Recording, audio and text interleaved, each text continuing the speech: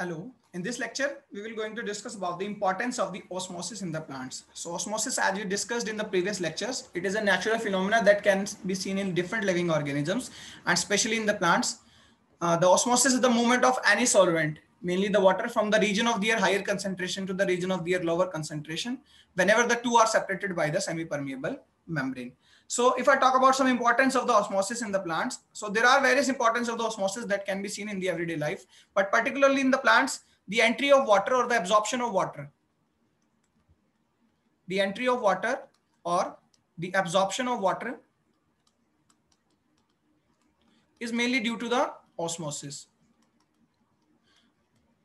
Because the plant root hair cells or the plant root cells, okay, the epidermis or the root hair cells, they are living cells and they are having cell membrane. So if they are in soil, suppose like this, so the water enter through these root hair cells into the epidermis and so on to the cortex and finally to the xylem. So this movement, the first absorption from the soil to the root hair cells is via osmosis, because the water is moving from their higher concentration, that is in the soil, to the lower concentration, that is in the plant, through the phenomena or the principle of osmosis. So it is a very important application or very important importance of the osmosis in the plants. Another importance are that movement from cell to cell, movement of water from cell to cell, not even from soil to plant cell. Even in the cell to cell movement, like this is one cell, this is the another cell, the two are separated by their own cell membranes. That's why this phenomena, if a water is moving from this cell to this cell, it is moving by the osmosis. So the movement of water from one cell to another cell is also very important, because in the transport of water, if the water will not move from one cell to the another cell, the transport of water will stop. So it is also to the osmotic gradient or through the osmosis, because one cell is having higher water concentration, the another is having lower water concentration, and the water will automatically move from one cell to the another cell. So this is also an important importance. The maintenance of turgidity.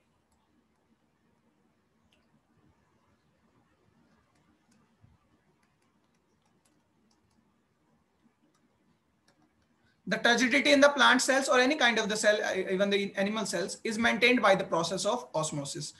If the water will, if the endosmosis will not occur and the water will not come inside any cell, so there will be loss of turgidity. The water, the cell become flaccid or plasmolized.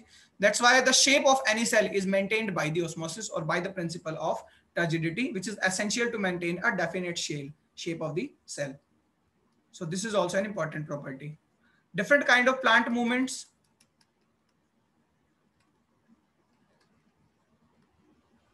Are related to the osmosis, like opening and closing of stomata. Stomata, which are very, very important in the transpiration as well as the photosynthesis for the gaseous exchange. They are regulated by the opening and closing of stomata is regulated by the turgidity or the osmosis. Once the stomata are turgid, once the guard cells are turgid, the stomal pore become open. And when they become flaccid like this, the stomal pore become closed. So turgidity maintains the opening and closing. When the stomata are turgid, they are open. When the turgidity is lost, they become closed. So both the situations are equally important, opening as well as the closing. If the stomata will keep remain open, so that is also not beneficial, because the gaseous exchange is required at a certain time, like CO2 is required at the daytime mainly. The equal distribution of water is also achieved by the osmosis. If there will be no osmosis, like one cell will not give their water to the lower concentration, so there will be the situation that one cell will be more turgid and another will be plasmolized or flaccid cell. So equal distribution of water is ensured, or the equilibrium of the water is ensured by the principle of osmosis. It equally distributes the water along the different plant organs such as the leaves, roots, seeds, etc. If I talk about the next property, it provides resistance in water stress.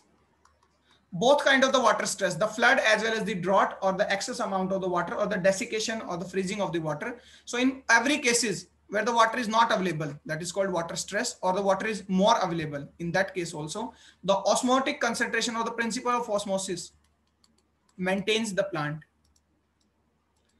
One hormone, abscisic acid, helps in this phenomena. That's why it is also called the stress hormone. It regulates the amount of water inside the plant by the principle of osmosis. If any cell is having more water, it will acquire the water from that cell.